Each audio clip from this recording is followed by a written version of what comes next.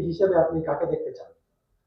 আলহামদুলিল্লাহ, আমাদের নগরকান্দা এবং সালতার ভিতরে বেশ কয়েকজনই দাঁড়াইছেন। তার ভিতরে আমাদের সবচেয়ে প্রিয় এবং সর্বজন শ্রদ্ধেয় আলেম, বাংলা ফরিদপুরের সর্বোচ্চ উলামাদের একজন এবং আমাদের সমস্ত আলেমদের উস্তাদ বলা যাইতে পারে এক দিক দিয়ে, হযরত মাওলানা শেখুল হাদিস আল্লামা আকরাম আলী শাহ হুজুরকে আমি চাচ্ছি এবং চাচ্ছি যে এলাকায় ভেতরে কিভাবে এই গণজোয়ার সৃষ্টি করা যায় হুজুরের পক্ষে, এজন্য আমি একটু কাজও করার চেষ্টা করতেছি ইনশাআল্লাহ, এলাকায় ইনফিরাদি ভাবে আর কি ইনশাআল্লাহ।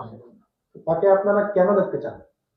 আলহামদুলিল্লাহ, তিনি যদি আমাদের এলাকায় আসেন বা আমাদের নির্বাচিত এমপি হন, তাহলে আমাদের এলাকার সমস্ত অসামাজিক যত অসামাজিক কার্যকলাপ আছে সমস্ত অসামাজিক কার্যকলাপ ইনশাল্লাহ বন্ধ হয়ে যাবে অটোমেটিক। এবং দ্বিতীয়ত ওই খুন খারাপি যেগুলো আছে আর কি সমস্ত অসাময়িক কার্যকলাপ বন্ধ হয়ে যাবে। এবং পরবর্তীতে আরেকটা হবে যে আমরা যে উলামায়ে কেরাম বা মুসলমানের ইসলাম এবং মুসলমানিত্ব নিয়ে যে সুন্দরভাবে বাঁচা যায়, সুন্দরভাবে থাকা যায়, সুন্দরভাবে সমাজে চলা যায়, ইনশাল্লাহ ওইটা নির্দ্বিধায় আমরা চলতে পারবো, বুক ফুলে আমরা মানুষের মাঝে কথা বলতে পারবো ইনশাআল্লাহ।